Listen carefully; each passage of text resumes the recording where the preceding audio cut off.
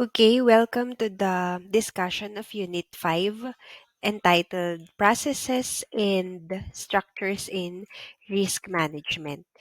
So, this unit will unfold further concepts and terms about risk and risk management. Also, this unit will allow the students to explore and be acquainted with the different risk management tools and techniques.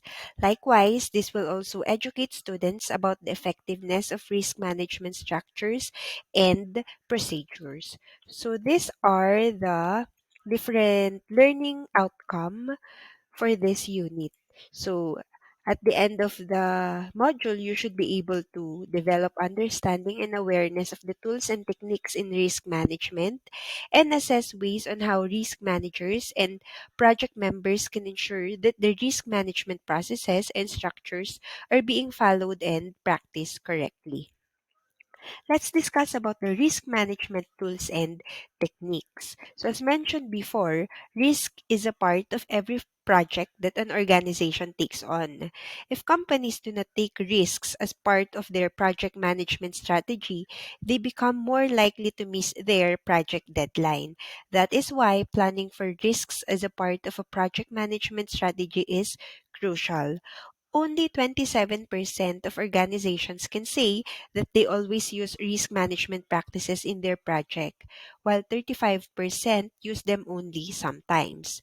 To be able to successfully manage risks within projects, there are a few techniques organizations can implement as a part of their project management process listed below. So first is so these are the risk management tools and techniques for project management. The enumerated techniques are some of the most widely used tools and techniques by project managers to ensure that they implement risk management along with their project management strategies successfully.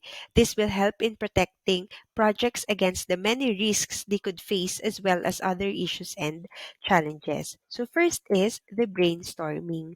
Before any project begins, the first step is to plan a strategy. For this, the team members conduct brainstorming sessions with the project manager. This brainstorming session needs to include all the risks that could impact the project's completion and success.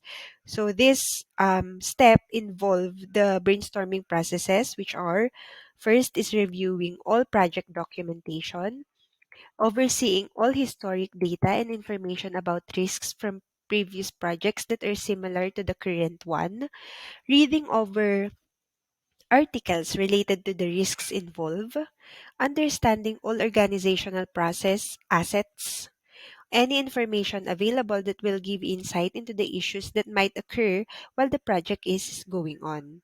The project manager can also get in touch with experts, team members, and other stakeholders who might have experience with handling risk in similar projects. Next is the root cause analysis. Unfortunately, it was not included in the PowerPoint. But this is a technique to help project members identify all the risks that are embedded in the project itself. Conducting a root cause analysis shows the responsiveness of the team members in risk management.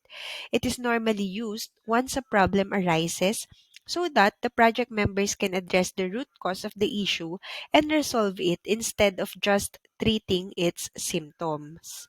It answers questions such as what happened? Why did it happen? How? Once these questions are answered, it becomes easier to develop a plan of action so that it does not happen again in the future. Next is the SWOT analysis. SWOT is an analysis to measure the strengths, weaknesses, opportunities, and threats to a project. This tool can be used to identify risks as well. The first step is to start with the strengths of the project. The team members need to list out all the weaknesses and other aspects of the project that could be improved. Here is where the risks of the project will surface. Opportunities and threats can also be used to identify positive risks and negative risks, respectively. All findings need to be put on a grid to make analysis and cross referencing easier. Another one is the risk assessment template for IT. 66% of financial institutions believe that collaboration between business operations such as project and risk management is a top priority when it comes to enterprise risk management. There are some techniques that are used for other departments that can be used to manage risks within a project as well. A risk management or as a risk assessment template is usually made for IT processes in an organization, but it can be implemented in any project in the company. This assessment gives a list of risks in an orderly fashion. It is a space where all the risks can be collected in one place. This is helpful when it comes to project execution and tracking risks that become crises. The risk assessment template comes with figures and probabilities of any risk occurring along with the impact it will have on the project. This way, the project manager and the team members are fully aware of the potential harm of any risks and the likelihood of it occurring. Next is the probability and impact matrix.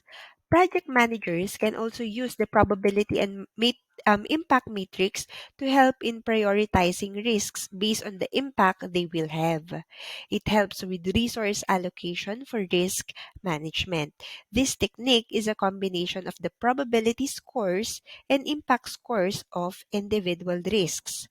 After all the calculations are over, the risks are ranked based on how serious they are. This technique helps put the risk in context with the project and helps in creating plans for mitigating it.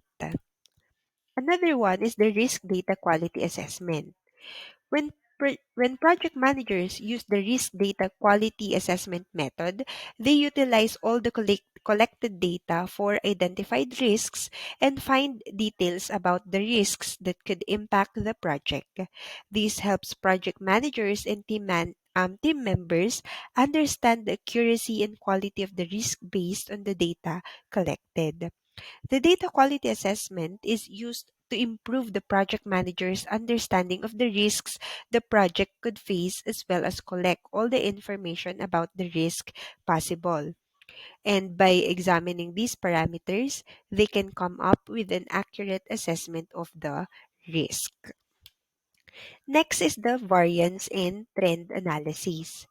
Just like other control processes in the project, it helps when project managers look for variances that exist between the schedule of the project and cost and compare them with the actual results to see if they are aligned or not.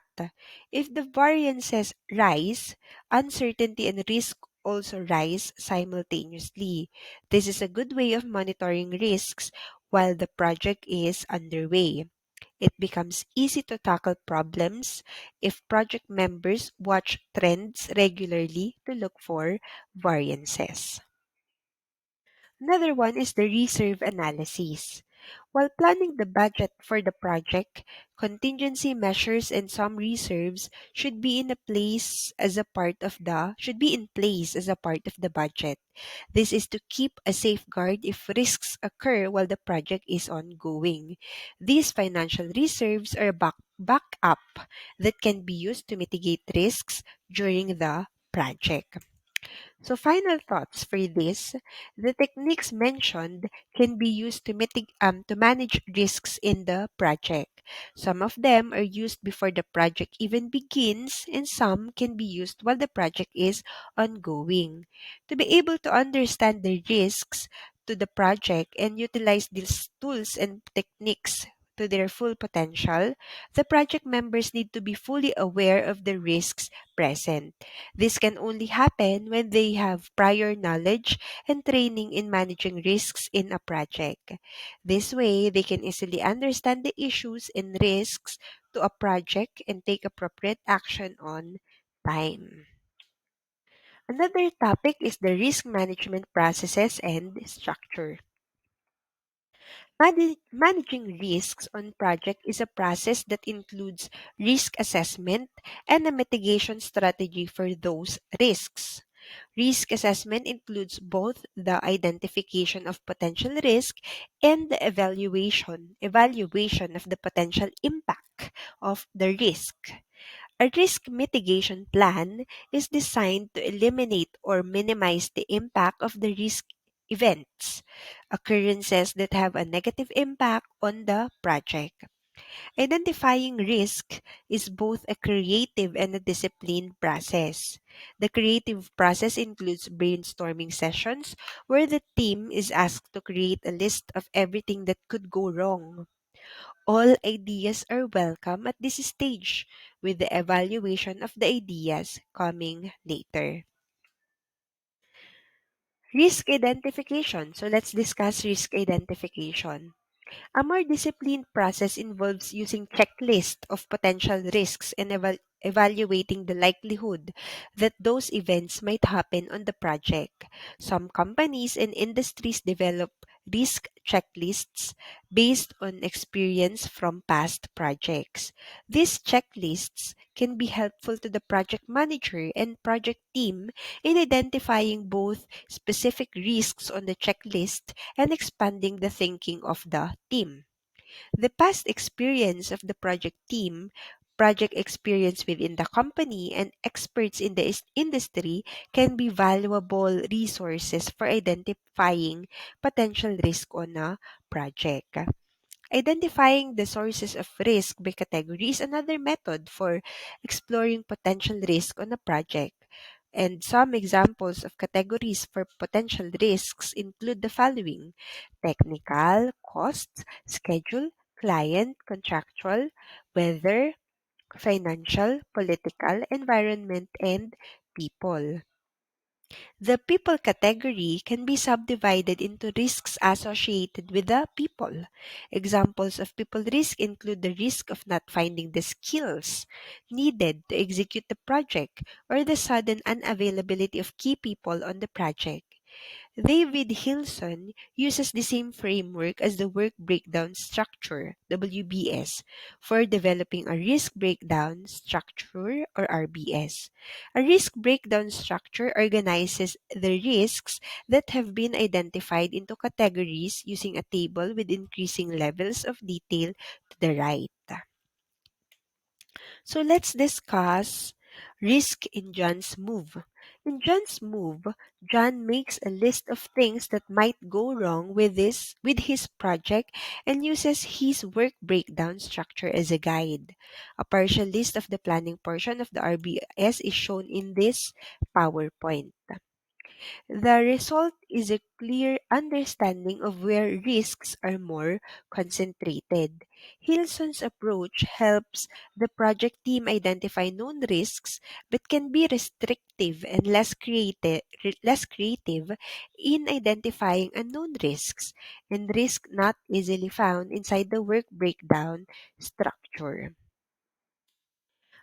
Another one is the risk evaluation. After the potential risks have been identified, the project team then evaluates the risk based on the probability that the risk event will occur and the potential loss associated with the event. And not all risks are equal. Some risk events are more likely to happen than others, and the cost of a risk event can vary greatly. Evaluating the risk for probability of occurrence and the severity or the potential loss to the project is the next step in the risk management process. Having a criteria to determine high impact risks can help narrow the focus on a few critical risks that require mitigation. For example, suppose a high impact risk are those that could increase the project cost by 5% of the conceptual budget or 2% of the detailed budget. Only a few potential risk events met this criteria. These are the critical few potential risk events that the project management team should focus on when developing a project risk mitigation or management plan. Risk evaluation is about developing an understanding of which potential risks have the greatest possibility of occurring and can have the greatest negative impact on the project. This become the critical few. Let's check this risk and impact.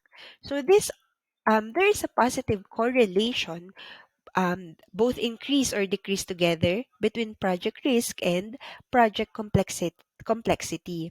A project with new and emerging technology will have a high complexity rating and a correspondingly high risks. The project management team will assign the appropriate resources to the technology managers to ensure the accomplishment of project goals. The more complex the technology, the more resources the technology manager typically needs to meet project goals, and each of those resources could face unexpected problems. Risk evaluation often occurs in a workshop setting. Building on the identification of the risk, each risk is analyzed to determine the likelihood of occurring and the potential cost if it did occur. The likelihood and impact are both rated as high, medium, or low. A risk mitigation plan addresses the items that have high ratings on both factors, likelihood and impact.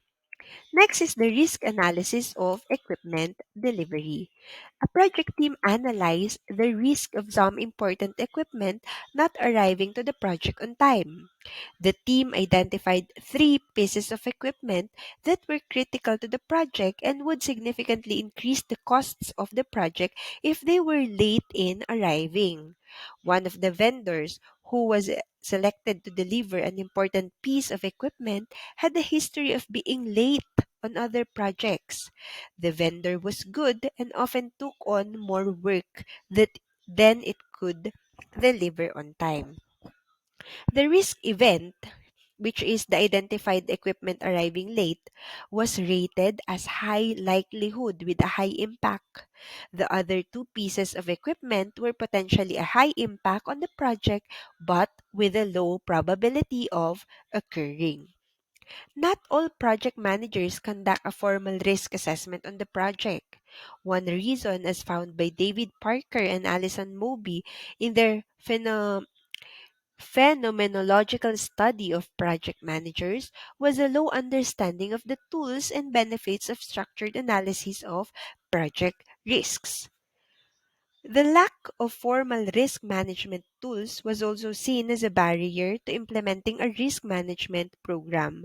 Additionally, the project manager's personality and management style play into risk preparation levels. Some project managers are more proactive and will develop elaborate risk management programs for their projects. Other managers are reactive and are more confident in their ability to handle unexpected events when they occur. Yet, others are risk averse and prefer to be optimistic and not consider risks or avoid taking risks whenever possible. On projects with a low complexity profile, the project manager may informally track items that may be considered risk items. On more complex projects, the project management team may develop a list of items perceived to be higher risk and track them during project reviews. On projects with greater complexity, the process for evaluating risks is more formal with a risk assessment meeting or series of meetings during the life of the project to assess risks at different phases of the project. On highly complex projects, an outside expert may be included in the risk assessment process, and the risk assessment plan may take a more prominent place in the project execution plan. On complex projects, statistical models are sometimes used to evaluate risk because there are too many different possible combinations of risks to calculate them one at a time. One example of the statistical model used on project is the Monte Carlo simulation, which simulates a possible range of outcomes by trying many different combination of risks based on their likelihood.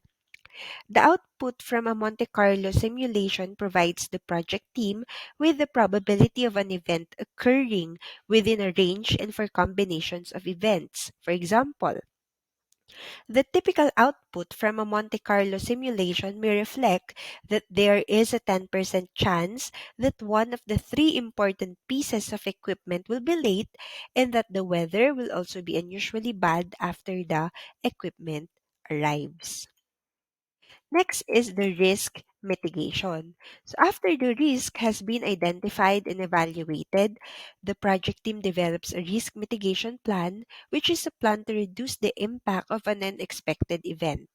The project team mitigates risk in the following ways: risk avoidance, risk sharing, risk reduction, and risk transfer. Each of these mitigation techniques can be an effective tool in reducing individual risks and the risk profile of the project. The risk mitigation plan captures the risk mitigation approach for each identified risk event and the actions the project management team will take to reduce or eliminate the risk. So let's discuss this one by one. First, the risk avoidance. Usually, avoidance involves developing an alternative strategy that has a higher probability of success, but usually at a higher cost associated with accomplishing a project task. A common risk avoidance technique is to use proven and existing technologies rather than adopt new techniques, even though the new techniques may show promise of better performance or lower costs. A project team may choose a vendor with a proven track record over a new vendor that is providing significant price incentives to avoid the risk of working with a new vendor. The project team that requires drug testing for team members is practicing risk avoidance by avoiding damage done by someone under the influence of drugs. Next is risk sharing. It involves partnering with others to share responsibility for the risk activities. Many organizations that work on international projects will reduce political, legal, labor, and other risk types associated with international projects by developing a joint venture with a company located in that country.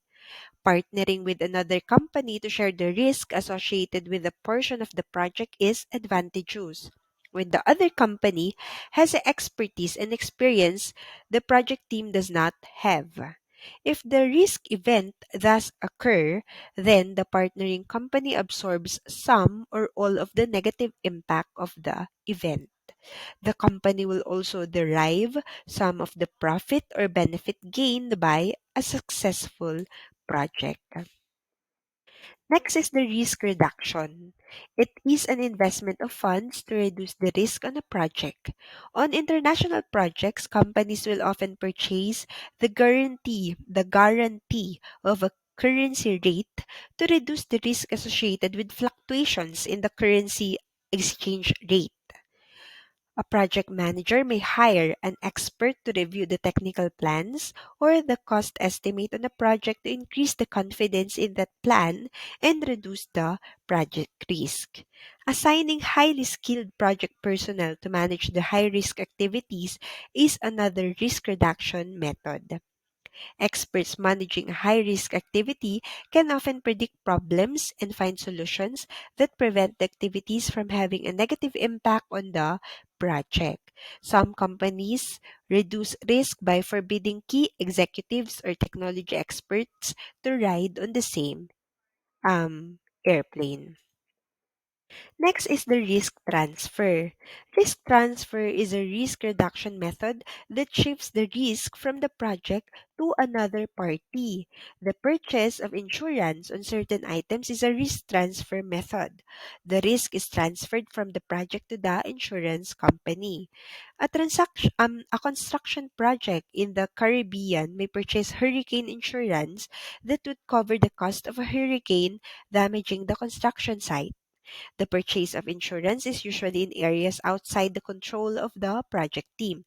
Weather, political unrest, and labor strikes are examples of events that can significantly impact the project and that are outside the control of the project team.